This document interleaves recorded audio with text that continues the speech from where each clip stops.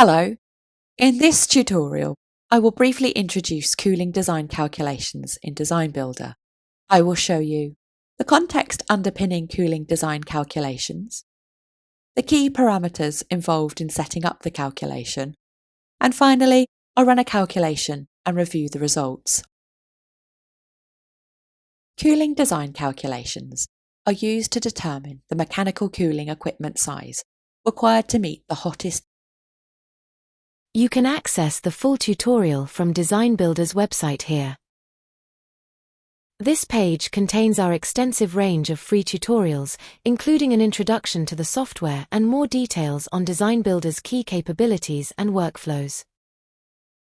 The tutorials are all short, enabling you to quickly and easily view the most important details in your areas of interest.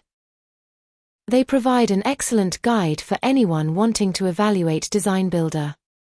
A direct link to this specific tutorial is included in the video description.